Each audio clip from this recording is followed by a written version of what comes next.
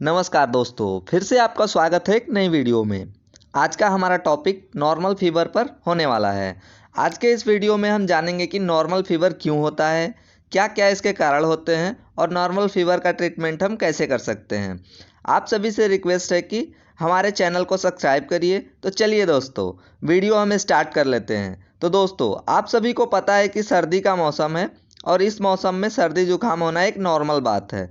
लेकिन जब भी किसी को सर्दी जुकाम होता है, अगर सर्दी जुकाम उनको ज़्यादा हो जाता है, उस कंडीशन में उनको फीवर भी आ सकता है या कई कई लोगों को फीवर आ जाता है। तो उस कंडीशन में उनको सर्दी भी होती है और सर्दी के साथ साथ में बुखार भी हो जाता है। तो फीवर क्यों आता है उसकी हम बात कर लेते हैं। तो फीवर आने के कई कारण हैं, जैसे वायरल इन्फेक्शन की वजह से फीवर आ जाता है। जिस तरह मान लो किसी को जुकाम हो गया, जुकाम की वजह से उनको फीवर आ जाता है।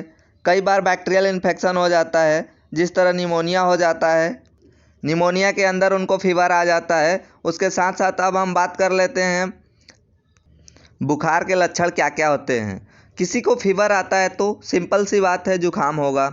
सर्दी के मौसम में जुकाम के साथ साथ में सिर दर्द करेगा, नाक उनकी बंद हो जाएगी। नाक बंद होने के साथ में पूरी पूरी बॉडी है वो गर्म हो जाएगी।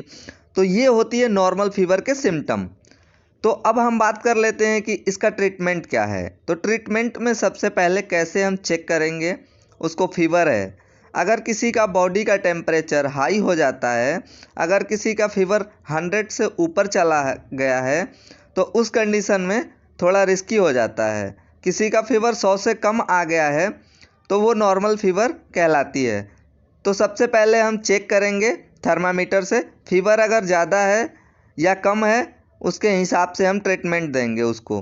अगर किसी का फीवर 100 से ऊपर होगा तो सबसे पहले हम उसको फीवर उतारने के लिए डोलो टैबलेट देंगे, जिसके अंदर पैरासीटामॉल होता है।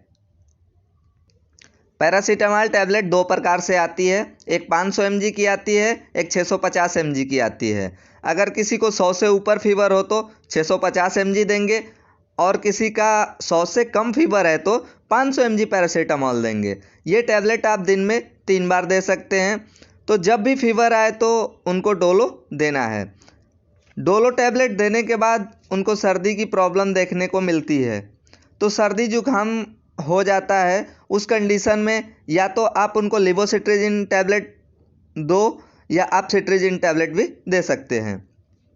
अब बात कर लेते हैं एंटीबायोटिक के तौर पर।